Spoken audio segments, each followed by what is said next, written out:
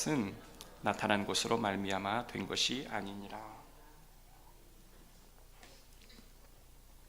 오늘 히브리서 11장 3절까지의 말씀을 여러분 읽으시고 이게 무슨 뜻인가를 바로 이해하는 분들이라면 성경에 대한 지식이 굉장히 탁월하신 분입니다. 잘 모르겠죠. 처음 딱 접하면 이게 무슨 뜻인가 매우 좀 잘 모르는 그런 구절입니다. 난해한 구절이기도 하고요. 여러분, 제가 이제 그 설교할 때에 세계관이라는 주제로 한두 번 제가 강의도 하고 또 이렇게 설교도 했던 기억이 나요. 여러분, 세계관이라고 하는 것이 오늘 본문을 이해하는 데 굉장히 중요한 그러한 핵심적인 주제가 될 줄 믿습니다. 제가 이제 일반 대학원을 다닐 때 참 그 미국의 코넬 대학에서 이제 교수로 활동하신 분이 이제 안식년을 맞으셔서 한국에 잠깐 오셨어요. 티모시 선이라고 하는 교수인데 굉장히 유명한 교수님이셔요. 그분이 이제 강의하실 때 세계관에 대한 강의를 좀 저희에게 해준 적이 있어요. 그때 참 인상 깊게 기억되었던 그 세계관의 그 강의를 제가 조금 요약해서 서론에 함께 말씀을 드리도록 하겠습니다. 중세 시대에 아주 해박한 지식을 가지고 있는 교황이 있었습니다. 판트어스 6세라고 하는 이 교황은 당대 학식이 굉장히 뛰어난 사람이었어요. 얼마나 학식이 뛰어났든지 히브리어 성경, 라틴어, 헬라어를 다 능통하고 성경에 대한 것에 대한 해박한 지식이 있기 때문에 당시 유대인들 사람으로서는 그 해박한 지식에 대응할 수 있을 만한 사람들이 굉장히 부족했습니다. 근데 그때 한 사건이 일어나게 되는데, 당시는 이제 중세 시대이니까 교황이 모든 패권을 다 잡을 때가 아니겠습니까? 그런데 당시 유대교 백성들이 막 힘을 결집을 시키는 거예요. 여기저기 유대인들을 다 집약해서 해서 조직을 만들고, 또한 그 조직을 엮어서 거대한 조직으로 이렇게 성장을 해 나가는 겁니다.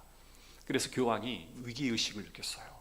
이 유대주의 사람들이 결집하는 것을 좀 막아야 되겠다. 근데 교황이 가지고 있는 자신의 강점은 해박한 지식이에요.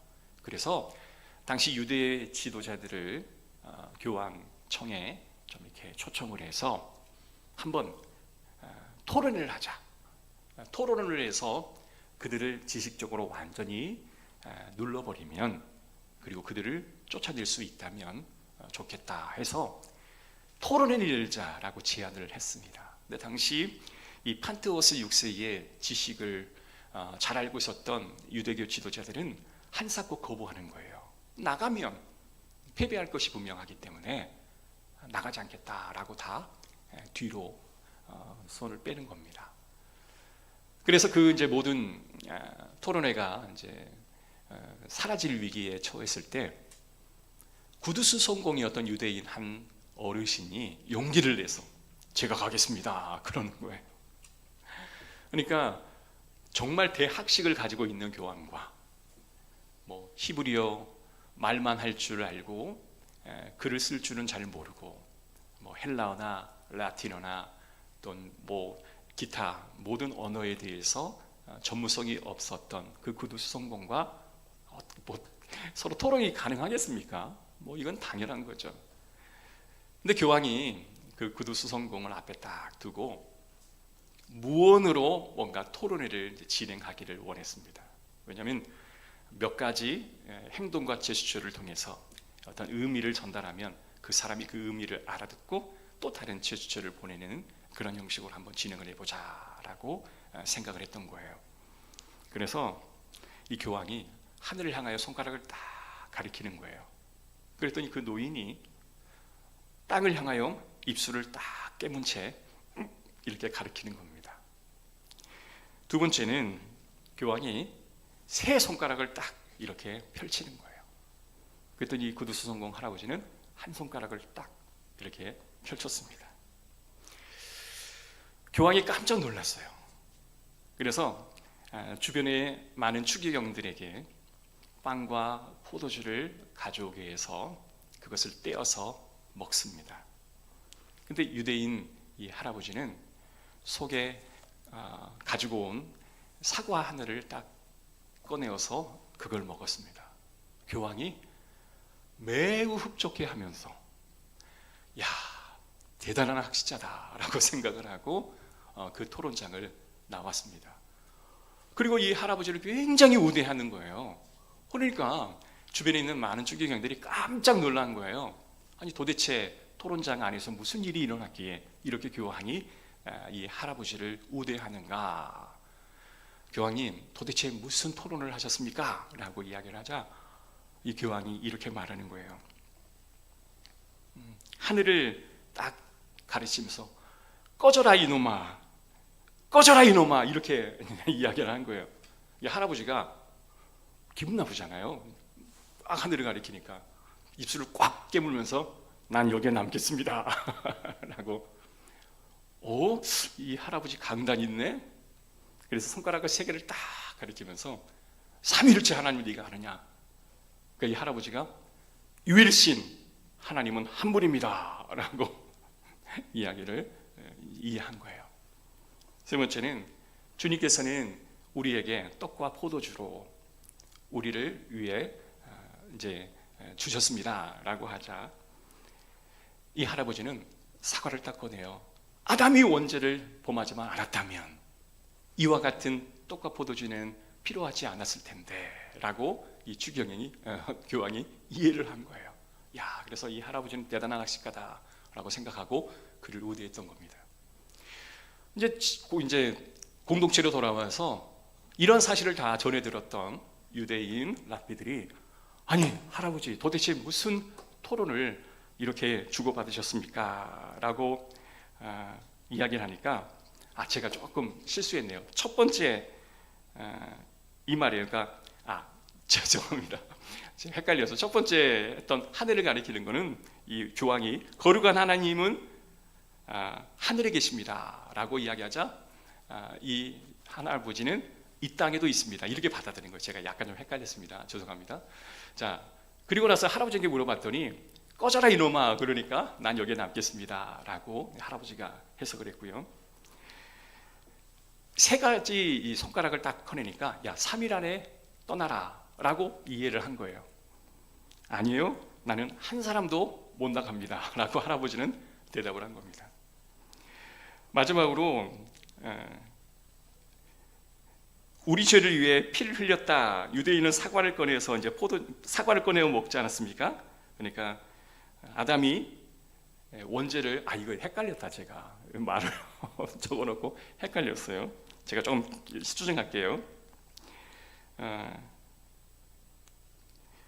이게 사과가 원죄인데 그 원죄를 아담이 먹지 않았으면 죄를 범하지 않았을 것입니다 라고 했대요. 아무튼 좀 그렇게 결론을 짓고요.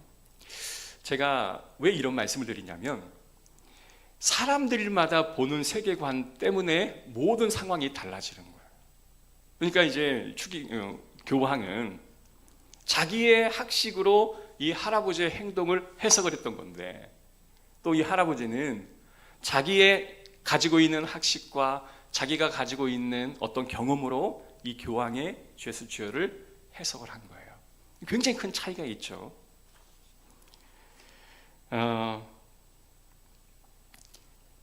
이 세계관이라고 하는 이 주제는요, 안경과도 같습니다. 그러니까 예를 들자면 여러분 세수할 때 안경 끼신 분들은 많이 느끼실 거예요. 안경 낀 거 모르고 이렇게 세수한 적 있으세요, 없으세요? 저는 한두 번 있습니다. 아니 안경을 벗고 세수를 해야 되는데 이게 쓴 채 모르고 세수를 하는 경우가 있어요. 황당한 상황이었죠. 세계관이라고 하는 것은 내가 세상을 바라보는데 내 눈 앞에 안경이 지금 쓰여 있다라고 하는 사실을 인지하지 못한 채 세상을 보는 거예요. 그래서 내가 빨간 안경을 쓰고 세상을 보면 세상이 어떻게 보이겠어요? 빨갛게 보이죠. 내가 파란 안경을 쓰고 세상을 보면 세상이 어떻게 보이겠어요? 파랗게 보이는 겁니다. 그런데 처음에는 이런 무채색의 안경을 쓰고 있으면 세상에 파란지 빨간지가 정확히 인지가 되어지는데, 항상 파란색의 안경, 빨간색의 안경을 쓰고 다니면 내가 이 빨간색의 안경을 쓰고 있는지 파란색의 안경을 쓰고 있는지를 전혀 구분을 못하는 거예요. 그래서 세상을 그렇게 바라보는 겁니다. 또 한 가지 예를 들어볼까요? 교회를 다니시는 성도들이 예수님의 여러 가지 많은 상을 보면서 마태복음과 마가복음, 누가복음, 요한복음의 그 저자들이 예수님의 다른 상들을 이야기하잖아요. 그죠? 그것처럼 이런 양을 찾으시는 예수님의 이미지, 예수님의 상을 좋아하는 성도들이 있어요. 그리고 풍랑을 잠재우시는 그런 권위적인 하나님, 능력의 예수님을 좋아하시는 분도 있습니다. 그리고 어린아이를 섬세한 마음으로 가르치시는 예수님의 모습을 좋아하는 성도도 있어요. 그리고 만물을 심판하러 다시 오실 예수님을 좋아하는 성도들도 있다는 거예요. 자, 그러면 내가 좋아하는 예수님의 이미지, 상을 내가 딱 간직하고 그 안경을 쓰고 바라보면 그 모습 그대로 세상이 돌아가면 흡족한데, 그 모습 그대로 세상이 돌아가지 않으면 마음에 불만이 일어날 수밖에 없는 거예요. 그래서 우리는 어떠한 상황이 일어날 때 다른 사람은 다 괜찮은데 유독 나만이 좀 마음에 뭔가가 걸려요. 그러면 내가 지금 어떤 세계관을 가지고 어떤 안경을 쓰고 세상을 보고 있나를 늘 점검해 보셔야 합니다. 왜냐하면 이 사람은 괜찮아, 난 좋지가 않아. 아니, 이 사람은 나쁘다고 하는데 나는 좋아. 그러면 내가 가진 세계관이 그 사람과 다른 거예요. 그래서 신앙생활을 함에 있어서 가장 중요한 것은 나는 어떠한 세계관을 가지고 신앙생활을 하고 있는가를 반드시 점검하지 않으면 우리가 좋고 나쁨의 모든 기준이 상황마다 그리고 사람마다 매번 달라지게 되어지는 것을 여러분 경험하게 될 겁니다. 한 가지 더 이야기해 볼까요? 여러분, 한국 사람들은 새가 울 때 어떻게 해요? 운다고 하죠. 새가 울고 있다. 근데 미국 사람들은요, 새가 노래하고 있다라고 이야기해요. 자, 아니, 새가 지저귀는데 우리는 운다라고 이야기하고 미국 사람은 뭐라고요? 노래한다라고 이야기해요. 그러니까 한국 사람은 기본적인 감정의 정서가 좀 이렇게 침체되어 있습니다. 그래서 기쁜 일을 봐도 별로 기뻐하지 않고, 또 우울하고 슬픈 이야기를 들으면 더 그것에 반응하는 그 기본적인 정서가 한국 사람에게 있어요. 근데 미국 사람은 어때요? 그냥 기뻐요. 여러분 그러지 않나요? 새가 우는 것을 보면 새가 노래한다, 우리도 노래할까, 막 이렇게 정서가 밝습니다. 한국의 정서는 어두워요. 제가 또 이야기 들은 것도 있어요. 우리 이제 나단이가 윷놀이를 그렇게 하고 싶어 한대요. 그래서 지난 금요일 날 와서 윷을 막 찾는 거예요. 근데 그 늦은 시간에 윷을 할 수가 없잖아요. 근데 왜 한국 사람은 윷을 좋아할까? 여러분 다 아시죠? 이거 하시는 분 없죠? 이렇게 이거 두들기 하시는 분 없고 던지기를 좋아하잖아요.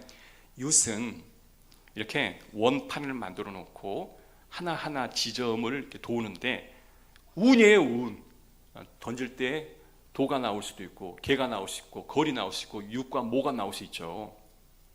지난 때는요, 우리 안나가 이겼어요. 가족들이 했는데 안나가 모든 걸 다 역전시켜버렸어요. 그래서 마치 그냥 승리에 막 환호성을 막 지르고 했는데, 왜 한국 사람은 윷놀이를 이렇게 좋아하냐면 약간 좀 도박을 좋아해요, 한국 사람들은요. 그래서 우리의 운명을 우리가 스스로 결정할 수 없다라고 생각을 하는 거예요. 던져요. 그래서 개가 나오면 슬퍼, 도가 나오면 좋아하지 않아, 육, 모 나오면 막 환호성 질러. 내 운명을 내가 결정하기보다는 단순히 운과 뭔가 어떤 운명으로 이렇게 좋아하는 것을 즐겨하는 게 한국 사람입니다. 근데 미국 사람들은 뭘 좋아하냐면 이 풋볼을 좋아해요. 풋볼. 미국의 미식축구는요, 어마어마한 인기가 있습니다. 그래서 미식축구 하는 그 날 한 10초 광고가 막 수백억 광고료를 지불할 만큼 그만큼 미국에는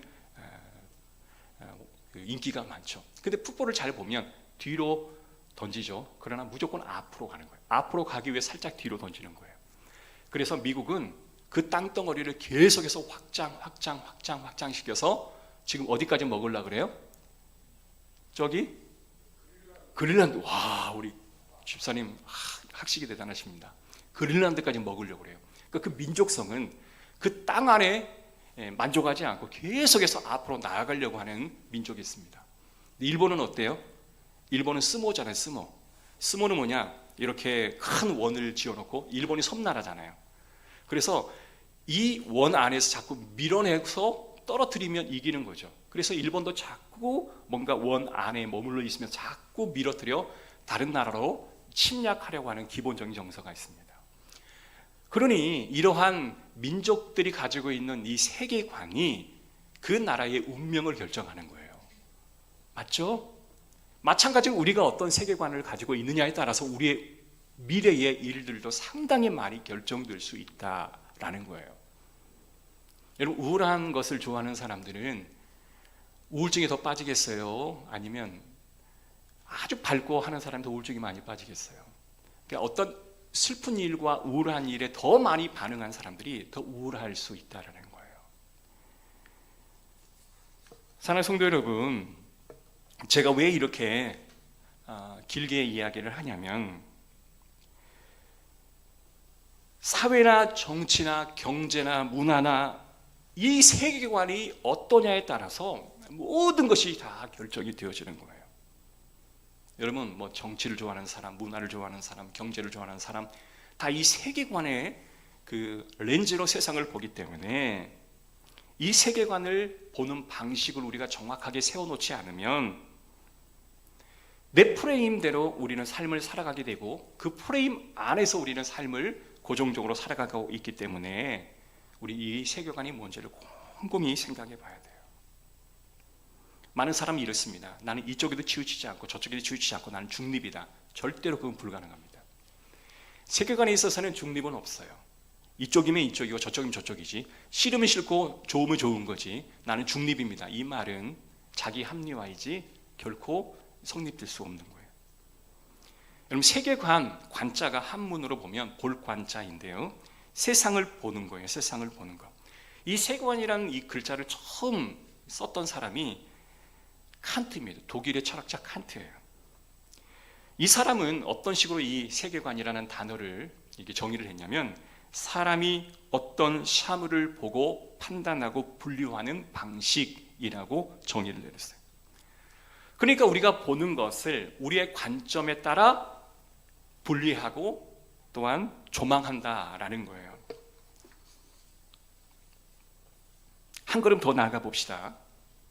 일반적으로 세계관은 우리가 살아갈 때, 철학을 가지고 살아갈 때 바탕이 되는 질문들이 다 있습니다. 이 질문들은 우리가 다 한 번씩은 해보았던 질문들이에요. 자, 이 세계관을 바탕으로 질문을 해요. 우리는 어떤 질문이냐면, 세상은 어떤 곳일까? 산다는 게 뭐지? 인간이란 게 뭘까? 현실은 도대체 뭐지? 도대체 내 삶의 의미는 뭐고, 내가 이렇게 살아간다라고 하는 것의 진정한 의미는 과연 뭘까? 무엇이 진정한 가치일까? 인간은 어떤 존재일까?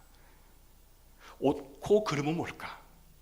나는 옳게 살아가려고 하는데 그름을 하는 사람들을 바라보면서 옳고 그름은 과연 뭘까?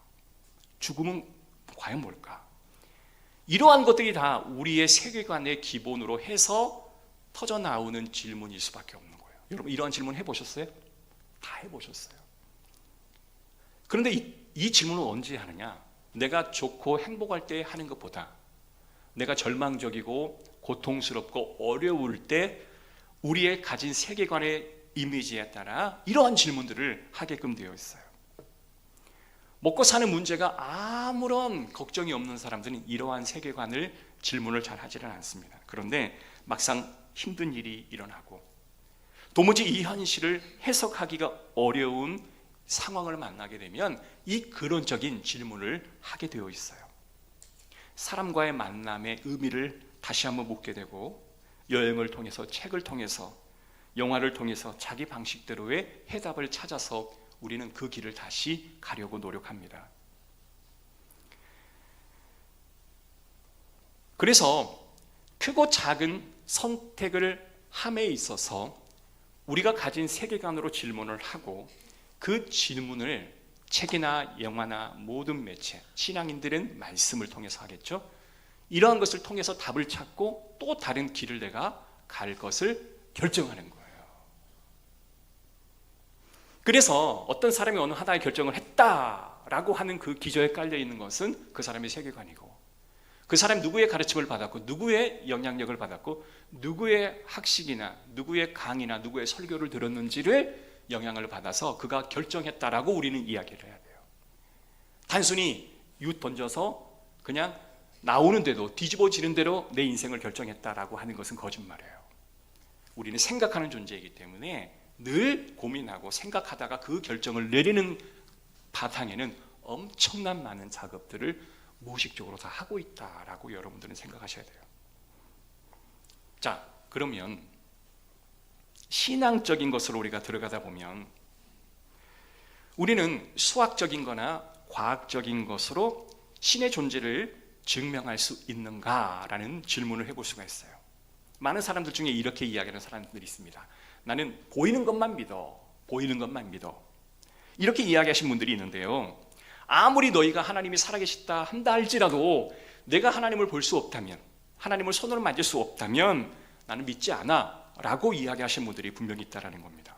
자, 그러면 이걸 다시 한번 생각해 봅시다. 여러분, 보이는 것만 진실이다 라고 믿는 사람들은 사기를 절대 당하면 안 돼요. 근데 세상에는 사기꾼이 있어요, 없어요? 엄청 많죠. 사기꾼은 보이는 방식으로 사기를 칩니까? 보이지 않는 방식으로 사기를 칩니까? 보이지 않는 방식으로 사기를 쳐요. 그러니까 아니 이게 사기라고 생각하면 이걸 투자해요, 안 해요? 안 하죠. 근데 사기가 아니고 많은 부가가치를 창출할 수 있다라고 속이기 때문에 대단한 학식을 가진 사람도, 심지어는 경찰청에 있는 형사도 이 보이스피싱을 당하고 사기를 당한다는 말이에요. 왜? 보이지 않는 것에 당해버리는 거예요. 그래서 나는 보이는 것만을 믿어 라고 말하는 사람들의 그 믿음이라고 하는 것은 과학적으로나 또한 수학적으로 그건 틀린 거예요. 자, 과학적으로 수학적인 것도 뭐냐면 가설입니다. 일종의.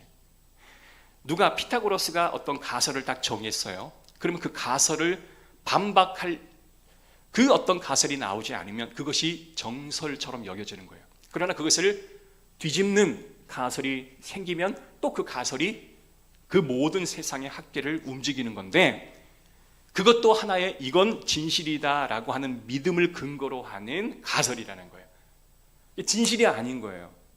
그죠? 만유인립 법칙이 발견될 때 어때요? 지구가 동그랗다. 그죠? 옛날에만 청동설, 지동설 이런 게 많았었잖아요. 어느 한 가설이 옳다라고 그들은 믿었어요. 그런데 또 다른 가설이 오면 무너진다는 말이에요. 그러니까 과학이나 수학이나 이런 것도 하나의 가설이에요. 믿음을 전제로 하지 않으면 그 가설은 성립될 수 없다라는 거예요. 그래서 보인 것만 믿겠다, 이게 과학적이다, 합리적이다, 아니에요. 또 다른 뭔가가 있다는 것을 우리는 항상 열어두셔야 합니다. 그래서 결국 하나님이 존재하느냐, 하나님이 존재하지 않느냐, 이 문제도 과학적으로 수학적으로 증명할 수 있는 주제가 아니라 이것도 믿음을 근거로 한다라는 것을 우리는 이해해야 합니다. 신은 존재하지 않는다라는 것을 정확하게 증명해낼 수 있다고 한다면 그게 정설이 되겠죠. 그런데 신은 존재하지 않는다라는 것을 증명할 사람이 없어요. 그러기에 신은 존재하지 않아, 이 말이 성립될 수 없다라는 말이라는 거죠. 그래서 누구나 다 세계관은 있어요. 그러나 우리가 판단할 때 가장 중요한 것은 이게 사실일까 사실이 아닐까도 중요하지만, 사실과 사실이 아닌 것의 무게감보다는 내가 이것을 믿는가, 내가 이것을 믿지 않는가가 더 중요하다는 거예요. 많은 사람들이 어떻게 예수님이 물로 포도주를 만들었는가? 어떻게 하나님 말씀으로 천지 창조를 하셨는가? 이걸 믿을 수 없다라는 거예요. 그러나 그것도 믿음에서부터 시작된다라고 하는 것을 우리는 인식을 해야 돼요. 성경이 우리에게 이렇게 이야기하는 삶의 근거가 되는 기초 두 가지가 있습니다. 우리가 꼭 믿어야 하는 기초 두 가지가 있어요. 여러분, 세상이 두 쪽이 나도 이거는 믿어야 합니다. 첫 번째는 진리 되신 하나님, 그 하나님에 대한 믿음. 이 두 가지는 우리가 믿음으로부터 출발해야 하는 아주 근원적인 기본입니다. 뭐라고요? 진리 되신 하나님, 그리고 그 하나님에 대한 믿음. 이 두 가지는 항상 우리가 믿음에서부터 출발해야 돼요. 그래서 결국 성경에서 이야기하는 믿음이 뭔가를 다시 한번 봐야 되는데, 덮어놓고 믿어야 할 것이 아니라 이런 종류의 것을 우리가 생각할 때는요, 이렇게 우리는 생각해야 됩니다. 여러분, 세상에 죄가 들어왔어요. 누구로 인해서? 사단이 아담에게, 하와에게 선악과를 먹게 함으로 인류의 최초의 죄가 들어왔습니다. 그래서 인간은 죄가 들어옴으로 인해서 옳고 판단할 수 있는 능력이 상실되었다라고 이야기를 해요. 아담은 정말 현명한 사람이었습니다. 온 세계의 모든 동물, 식물을 존재하는 것에 이름을 지을 정도라고 한다면 대단한 학식이 있는 거예요. 대단한 통찰력이 있었던 사람입니다. 그런 그에게 죄가 들어와서 그는 판단할 수 있는 기능이 상실되어져 버렸어요. 그래서 무엇이 옳고 무엇이 그르다라고 하는 것을 정확히 구별할 수 있는 능력이 없어진 거예요. 뭐 때문에? 죄 때문에. 그래서 죄란 뭐냐? 하마르티아라고 하잖아요. 궁수가 화살을 딱 쏘는데 그 화살이 관역을 향해 정중앙에 맞아야 하는데 그런 기능을 상실해버린 인간이기 때문에 그 화살이 가다가 그 관역을 맞추지 못하고 빗나가는 거예요. 자꾸. 여러분, 이러한 존재라는 자기 인식이 있어야 됩니다. 저와 여러분이 아무리 학식이 발달하고 경험이 풍부해도 내 생각과 내 판단이 결국은 정중앙을 맞출 수 없다. 왜? 죄로 인해서. 이러한 자기 인식이 되지 않는다면 우리는 굉장한 많은 오류 가운데 빠질 확률이 굉장히 많아요. 만약에 제가 그런 오류에 빠진 채로 내가 모든 것을 제가 막 독재하듯이 교회를 이끌어간다고 한번 생각해 봅시다. 그럼 교회는 어떻게 될까요? 교회는 엉망이 되겠죠. 그런데 모든 사람들은 내 뜻은 정확해, 확실해, 맞아, 이렇게 생각을 하는 거예요. 그래서 우리는 늘 누군가가 다른 가설, 다른 제안을 해오면 내 뜻이 틀릴 수 있고 그 뜻이 맞을 수도 있겠다라고 하는 생각 한 번 정도는 해야 한다라는 거예요. 이게 온전한 죄를 지은 우리의 원죄를 안고 살아가는 저와 여러분의 마음의 자세라고 하는 겁니다. 그래서 목회하는 저희들에게 선배들은 꼭 이렇게 이야기합니다. 야, 목회는 아주 소심하게 목회를 해라. 그리고 주위를 잘 관찰해라. 구름이 언제 비로 바뀔지 모른다 라는 이야기를 합니다. 무슨 말이에요? 담대하게 목회해라 이런 말보다 소심하게 목회하라 이렇게 말합니다. 왜? 우리가 담대하게 목회하면 어때요? 제 말은 맞아, 내 목회 철학은 맞아, 그죠? 그러니까 당신들이 다 바꿔, 이렇게 제가 생각을 갖고 있으면 얼마나 많은 사람들이 어렵겠어요, 그죠? 소심하게 하라는 거예요. 자, 하늘에 구름이 떠 있어요. 파란 하늘인데도 구름이 떠 있는데 그 구름이 언제 비로 바뀔지 모른대. 우리가 믿었던 사람, 우리가 믿었던 환경이라 할지라도 그 구름이 언제 비로 바뀌어서 뇌우레가 될지 모른다는 거예요. 항상 선배들이 이야기했던 말입니다. 끊임없이 우리가 살아가는 이 세상을 균형감을 가지고 봐야 하는데 사실 그게 잘 안 돼요. 왜? 우리의 시선이 왜곡되어 있기 때문에, 우리의 믿음의 방향이 잘못되어 있기 때문에. 그래서 하나님께서는 우리를 어떻게 사용하시냐면 우리의 방향을 올바르게 회복하셔서 저 사람이 정말 건강한 세계관을 가지고 하나님이 원하시는 세상을 유연하게 받아들일 수 있는 사람이 되도록 하나님은 계속적으로 우리를 몰아치시는 거예요. 자기 주장이 너무 강한 사람들은 계속 쳐서 그 주장을 꺾고 내 생각이 진리다라는 생각을 내리고 그 사람의 의견도 합리적일 수 있겠다라고 하는 가설을 열어놓고 내 가설보다 그 사람의 가설이 맞으면 수긍할 줄 아는 이러한 마음의 자세를 우리가 품고 있지 않으면 화건하건대 우리는 그 어떤 공동체에서도 환영받는 일원으로서 살아갈 수가 없는 거예요. 히브리서 11장 첫 번째 구절이 뭐예요? 믿음은 바라는 것들의 실상이요 보이지 않는 것들의 증거다. 자, 선배들이 믿음으로 증거를 얻었습니다. 11장은 믿음으로 살았던 선배들의 이야기가 쭉 나열되어 있는데 그들이 어떤 세계관으로 살아가고 있는지를 우리에게 보여주었어요. 그들의 세계관은 뭐예요? 따라합시다. 믿음의 선조들의 가지고 있었던 세계관은 믿음이었어요. 믿음. 교회에서 목사님들이 그렇게 많이 강조하는 믿음을 가지세요. 이게 뭐냐? 믿음이라고 하는 이 세계관을 모든 믿음의 선조들이 다 가지고 있었다는 거예요. 그들이 지금 눈으로 보지 못하지만 하나님 말씀에서 앞으로 예언된 구원자 예수를 믿으며 그들이 살아왔고 예수 그리스도께서 오셨고 그분이 다시 오실 거라고 하는 믿음을 가지고 그들은 살아갔다는 거예요. 세상을. 하나님 나라의 세계관은 뭐예요? 하나님이 천지를 말씀으로 창조하셨고 죄로 타락했던 우리에게 하나님의 아들이신 예수 그리스도를 보내주셔서 우리를 믿음으로 회복해 나가고 있다라고 하는 사실을 믿는 게 바로 기독교적인 세계관이라는 거예요. 기독교적인 세계관이라는 거예요. 할렐루야. 자, 3절 같이 읽어봅시다. 시작. 믿음으로 모든 세계가 하나님 말씀으로 지어진 줄을 우리가 아나니 보이는 것은 나타나는 것으로 말미암아 된 것이 아니니라. 이 말씀의 뜻이 뭐냐면 성경에서 하나님은 말씀으로 이 세상을 창조하셨습니다. 여러분 말씀은 눈에 보여야 안 보여요? 보여야 안 보여요? 안 보여요. 말씀은 눈에 보이지 않아요. 보이지 않는 말씀이 보이는 세상을 창조하신 거예요. 이거를 믿는 게 믿음이에요. 그래서 기독교적인 세계관은 보이지 않는 것을 믿는 믿음에서부터 출발하는 거예요. 우리가 세상을 살아가면서 서로를 향해 가면서 함께 걸어가면서 하나님 나라를 꿈꿀 때 우리가 결국 향해야 할 것은 눈에 보이지 않는 하나님의 말씀을 우리는 향해 가는 거예요. 그래서 하나님을 믿는 믿음의 백성들은 말씀이 하나님의 약속이 곧 현실임을 믿는 사람들이에요. 말씀은 눈에 보이지 않지만 그 말씀이 곧 현실임을 믿는 사람이 신앙인이라는 거예요.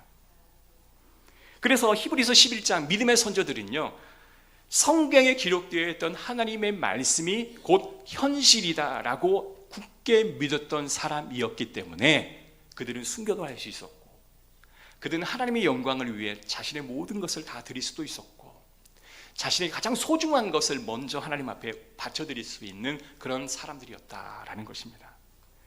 보이지 않는 하나님 말씀으로 보이는 세상이 창조되었으니 보이지 않는 하나님의 말씀도 우리에게는 현실이에요. 그래서 말씀은 미래가 아니라 현실, 말씀은 앞으로 이루어질 것이기도 하지만 말씀은 현실인 거예요. 그 말씀이 현실인 것을 믿기에 저와 여러분들은 오늘 이 자리에 나와 예배를 드리는 겁니다. 사랑하는 성도 여러분, 오늘 좀 말씀의 주제가 너무 좀 깊죠.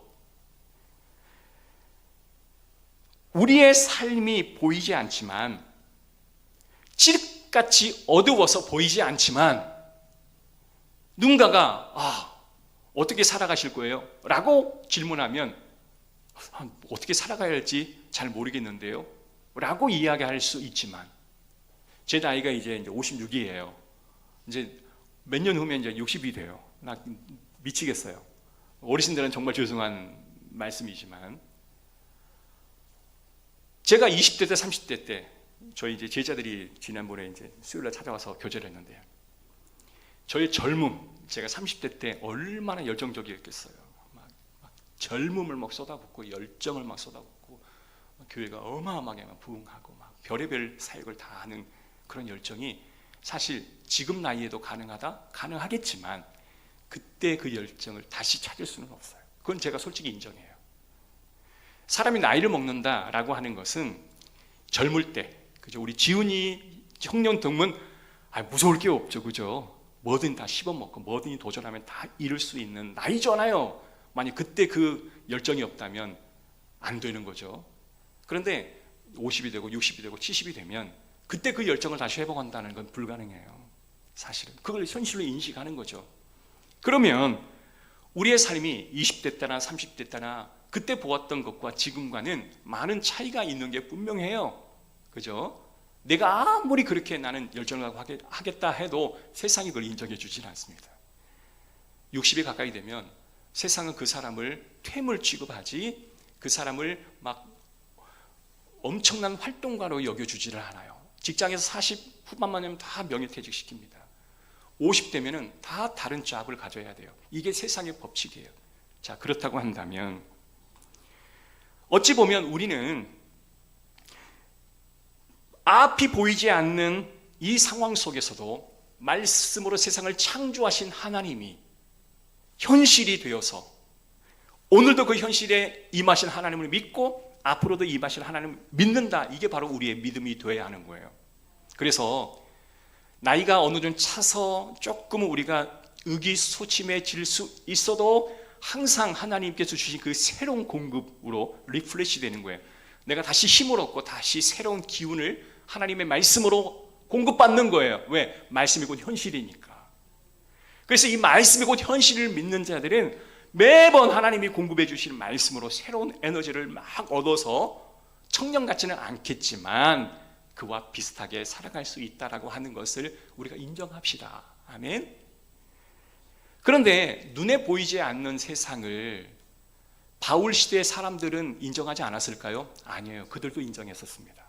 왜냐하면 그때 당시는 이데아라고 하는 철학이 굉장히 강했었기 때문에 이데아라고 하는 청년은 철학이 뭐냐? 지금 우리가 눈에 보이는 이 강대상은 여러분 좀 그럴듯해 보이죠? 그러나 완벽하지가 않아요. 물체이기 때문에 어딘가 기스가 나 있고 흠이 나 있고 문제가 있어요. 앞에 서 있는 저도 완벽한 존재가 아닌 거죠. 어디 하나는 지금 병들어 있을 것이고 세포는 죽어가고 있을 것이고 그렇다는 거예요. 저만 그래요? 여러분 더 그래요. 한인 권사님 여기도 아프고 여기도 아프고 여기도 아프고 여기도 아프고 여기도 아프고 다 아파. 한 바퀴 맨날 돌아가. 그런데 하나님이 계시는 곳이 아닌 저 다른 세상에는 병든 육신이 아니라 이보다 더 완벽한 육신으로 존재할 공간이 있다. 이게 이데아의 세상이에요. 그들은 그러한 철학을 갖고 있었어요. 그래서 하나님께서 보내주신 바울의 이 천국과 이 세상이 그들은 이해하기가 더 빨랐던 사람들이었다라고 믿는 거예요. 하나님께서 뭐예요? 예수 그리스도를 우리 가운데 보내주셔서 이렇게 무가치하고 병든 우리에게 다시금 독생자 영광을 보니 은혜와 진리가 충만하다라는 것이 이데아의 철학에서 기인하는 것은 아니지만 그들도 이해할 수 있는 저 천국의 완벽한 존재로 우리가 다시 거듭날 것을 믿는 믿음이 우리 가운데 있어야 하는 것이죠. 결론입니다. 하나님에 대한 믿음이 있는 사람들은 같은 현실이라 할지라도 전혀 다르게 해석을 하는 거예요. 누가 보더라도 어려운 삶이에요. 누가 보더라도 힘든 삶이에요. 그러나 믿음이 있는 사람은 말씀이 현실이기에 그 선상을 믿음으로 승화시키는 거예요. 믿음으로 반응을 하는 거예요. 여러분 절망을 전망으로 치부해버리고 그리고 우리의 나태함으로 빠져버리면 그 믿음이 현실되는 것을 믿지 않는 사람이에요. 겉으로는 내가 믿음이 있다라고 말하지만 믿음 없는 거예요. 절망적인 상황이지만 그 안에서 말씀이 현실이 되기에 그것을 기쁨으로 다시 믿을 수 있고 받을 수 있다는 것, 여러분 그걸 고백하는 자가 하나님의 백성이고 능력 있는 자인 줄로 믿습니다. 그러기에 여러분 말씀의 아름다운 열매가 맺혀질 수 있는 것은 성령의 역사예요. 그래서 여러분 주위에 이러한 말씀의 능력의 역사가 많이 결실을 이루시기를 주의 이름으로 축복합니다. 그래서 저는 여러분에게 물질을 드릴 수도 없고 또 제가 여러분에게 취업을 알선해 줄 수도 없지만 제가 할 수 있는 것은 여러분이 기도 부탁을 하면 기도를 제가 해드릴 수 있는 그것밖에 없잖아요. 여러분 계속해서 기도 부탁도 하시고 그리고 요청도 하시기를 주의 이름으로 축복합니다. 그래서 저희가 완전하지 않지만 주님 오시는 그날 우리가 모두 다 완전해질 것을 소망하면서 말씀이 현실이 되어 이 어둡고 힘든 이 시기를 잘 극복하고